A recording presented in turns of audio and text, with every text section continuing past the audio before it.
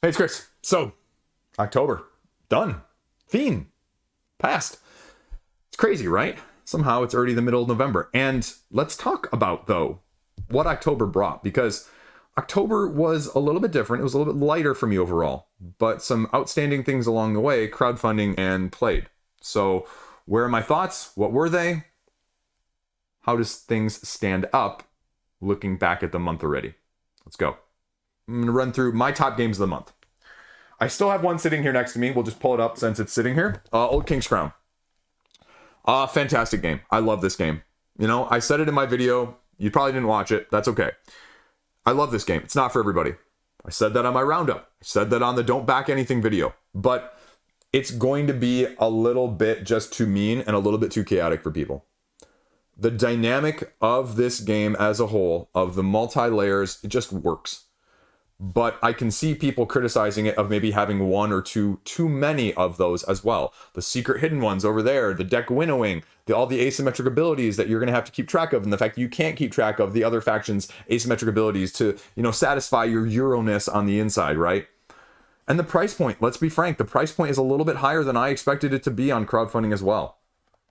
I'm a little disappointed by that for just ease of accessibility from people's standpoint. As an indie studio, though, I mean, you do what you got to do. And people have responded. This has probably the best artwork I've seen on crowdfunding in months, if not one of the best of the year, period. But this has to be I would argue 3-ish is probably going to be the best. 4 gets a little bit, I don't want to say messy, but it's not going to change the gameplay length at least with 4. So that's kind of nice, but it's going to be way too chaotic for you to keep track of what's going on. And so it's not going to appeal necessarily, again, from that side of things. So the sweet spot's still going to be 3 for me as a whole, but fantastic game. Second game up, though, I mean, again, we've talked about this one in the past, just briefly, but I got it back to the table. Bitewing Games' Zoo VADIS. Yeah, I mean, this is going to be a top 10 game of the year for me. It's going to be a top 10 game of the year. The dynamic, the bidding, bluffing, use your abilities to benefit other people, strike deals sort of aspect with a race/rush to the top in order to get your person up there to even qualify for endgame scoring winning. It's fantastic. Am I going to play it with 2 people? No. This is a weird game that I'm going to make the argument that you can play really, really well 3 to 5. I don't really think I want to play it with 6 people. It's too long going around because you're going to inevitably have somebody with too much AP, even though the actions you can take of all 3 of them are relatively straightforward.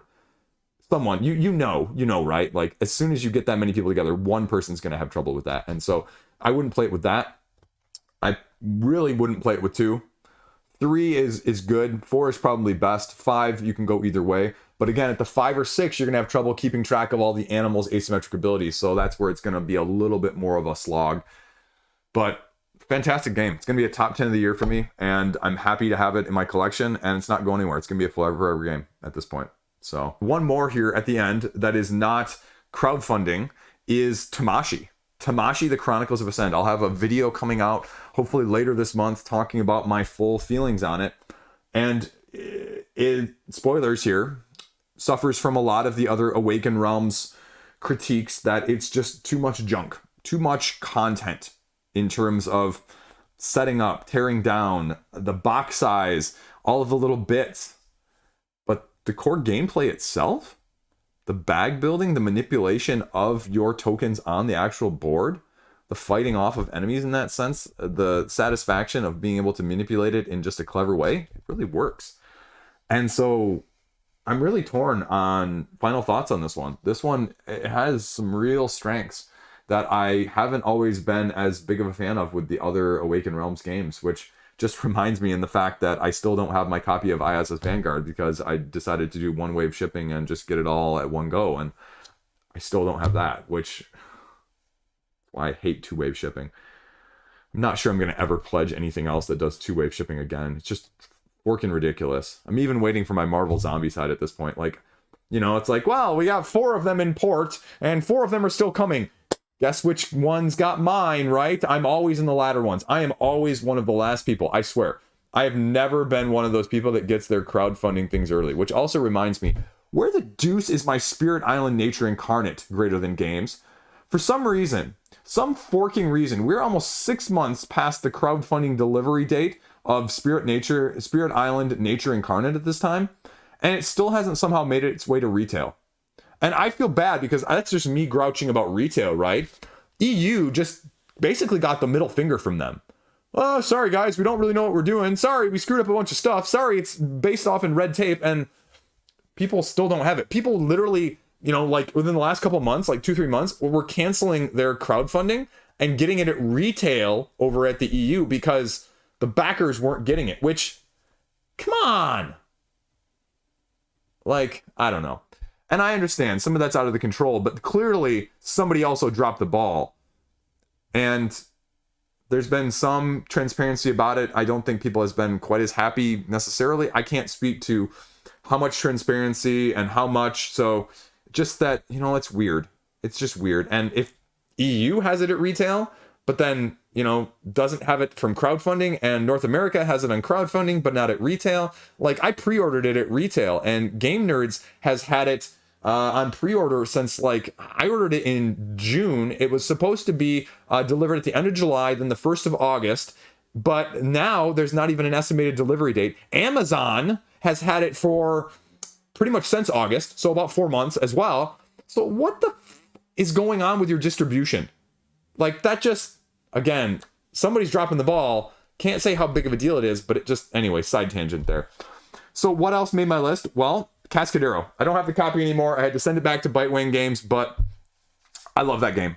I love that game in my Nizia tile layings. Love it. Cascadero, fantastic roll and write. Just absolutely tremendous reversed thinking tile laying in the sense of you want to be maybe second or third onto an area rather than first, going up the scoring track to earn victory points in the first place rather than just earning points based on you laying on the board in that sense, and just doing something dynamically different that changes your mind and your view on it like you're used to, a la your Blue Lagoons or your Babylonias, because it's going to be comparable weight to say like a Babylonia, but it's going to play a little bit faster like a Blue Lagoon. And that's just a great dynamic. I really love that, and I can't say enough good things about it. Again, I put the video out the way I feel about it, folks. And with something that, it doesn't change. So, I know sometimes, okay, Chris is shilling up the crowdfunding, whatever. No! Like, that game is probably going to be on my top 10 list of, well, I don't know if I can say of this year, right? Because I don't really even have the copy. So of my top 10 crowdfunding games played, but don't have final copies of, if you will, maybe my top 10 games of 2024, like it's that good. It's that good. So you can hold me to that. You can, text me a year from now and, say, Chris, where are your thoughts? Two other things of note. Booop!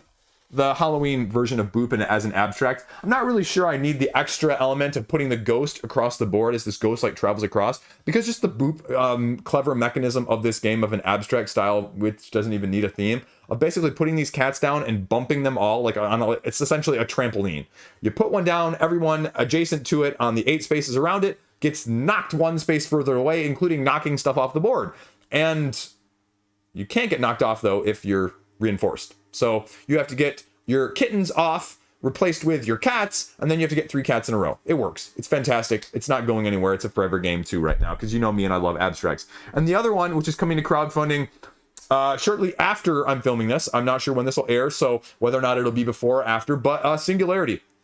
Singularity.exe, however you want to call it, right? Singularity, in case you can hear that, my wife is using the leaf blower outside, so I apologize for that in case you're catching that in the background. We split household chores very evenly in this, and certain things I do and certain things she does. Anyway, though, I diverge. Too many tangents this video. Fantastic game. You have 5 heroes on a side, you have 3 active on either end, and then what you do is you have 3 powers that are going to be cycling through, and one of them is on the top, and you can utilize that one on the top, and then it cycles back to the bottom. And you go until you knock out the other person's team. And it just works. It's cool. You can deck build, you can deck construct, you can team construct a little bit in that sense. Now, I'm not sure how much of the power construction there will be, because there's only 3 powers right now to go along with it, but I think they've got some other nuances and some other depth layering in there. So I'm really excited to see what this final product looked like, because this is right up my ilk as well. So yeah, that was my games played of the month.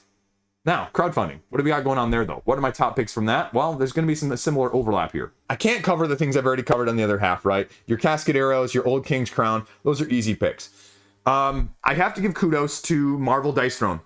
It's finishing up at the time of me filming this, and to break $4 million is no small feat, no matter what. Am I as big a fan of all of their add-ons, deluxifications, and total price point as a, lifestyle game that people are spending $500 on? No. No. No. I'm not. No.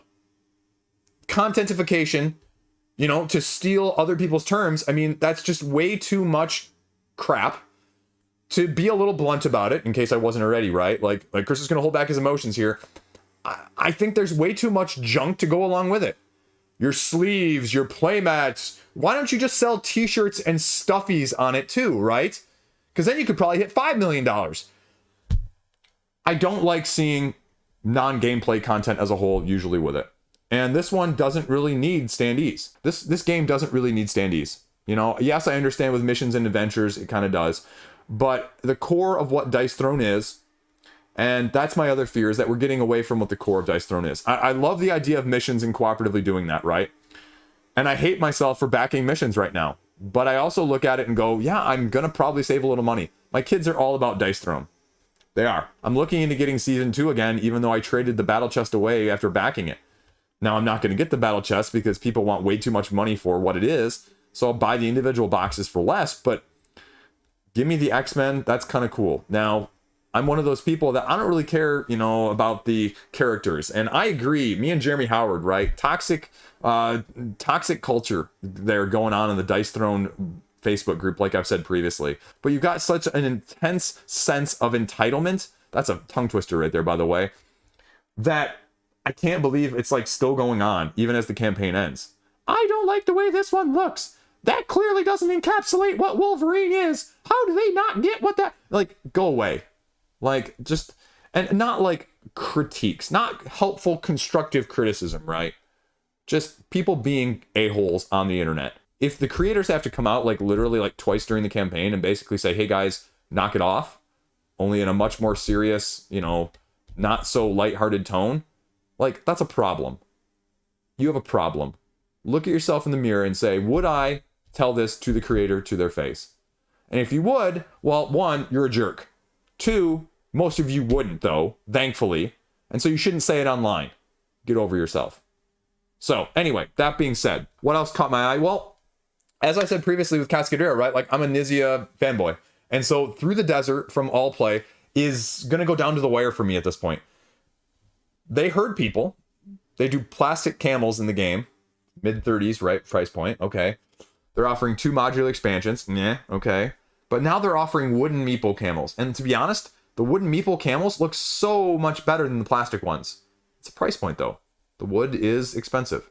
And so it's it's a $20 add-on. The game is only going to cost you $35 or $37. So as the cheap Dutchman that I am, I don't want to pay $20 for a deluxe upgrade that replaces something that's already there that only costs $37 in the first place. Because now all of a sudden, a mid-30s game, because it's probably going to be $30 or so, maybe $29.99 on retail side of things, is plus shipping going to cost me, probably $80 if I want that. And that's not sustainable. That's where people get nickel and dimed all the time on crowdfunding.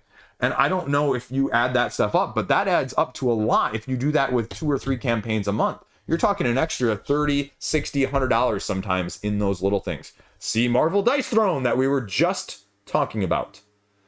So, I don't know. The other mixed feeling, again, I'm going to put this out there. Witcher Path of Destiny, I have no clue. I have no clue. Go on board. I mean, this could be an absolutely tremendously outstanding game. They added a cooperative expansion. They added a bunch of expansions to go along with it in terms of content. They're throwing in a whole host of lore, but it's a narrative game with iconography-based engine building, and it's got a ton of miniatures. I kind of wish they went the Awakened Realms heavy route, where they said, hey guys, right? I wish they went the Awakened Realms route. How many times do you hear people say that? I wish they went the Awakened Realms route of just splitting out the miniatures. Miniature-less version, but still all the gameplay content, because Blessing and Curse, Go on Board's both Witcher campaigns have had gameplay content, Kickstarter or GameFound or crowdfunding exclusives. And so you're locking yourself into a higher price point for this game. And from an engine building standpoint, I just did the roundup from, a year ago that had Empire's End. And both of these games, I'm going to look at other engine builders along this same ilk, like Res Arcana. Res Arcana, with all of his expansions, you can probably get like 50, 60 bucks easily secondary market for someone selling it right now. And I look at that as, you know, again, say what you want about Res Arcana. You may not personally like it, but it's thought of as one of the best card-driven engine-building games out there. Board Game Geeks, everyone else agrees with that sentiment. Whether or not you agree with it is material for the sake of this argument. And I look at that and I go, okay, that versus Empire's End versus now Witcher Path of Destiny. If this was Witcherless, would you buy it for what it is? I think the concept is narratively neat, but the execution and the fun of the gameplay, I am completely unsold on. I have no idea, right? So I'm going to wait and maybe late pledge. I'm going to wait and maybe pick it up on the secondary market. So, because I don't know. And like I say on these, if you don't know, especially at that price point, because let's not kid ourselves, you know, between $150, $200 for an all-in, you wait. You wait. Because as I always say, somebody will be willing to sell at cost, even if it's a fantastic Game of the Year game, if you're patient enough. Or in case you get screwed over on the Board Game Geek marketplace like I did, when you agree on a price for a game, and then the guy comes back to you a few days later and says, oh, sorry, I got a better price from someone else, even after we agreed to the price, and I just went with them instead, without telling you, for an out-of-print game that I can't find anywhere. Yeah.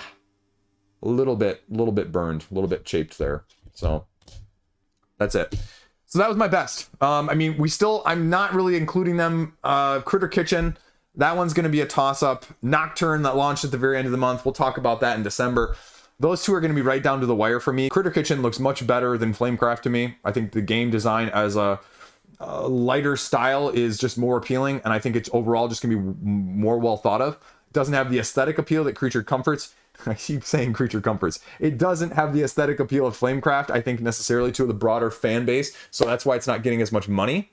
But, I mean, so be it. Whatever. Spirit Fire, I mean, that's a whole nother conversation as well for another video. Living World. Restaurant menu argument.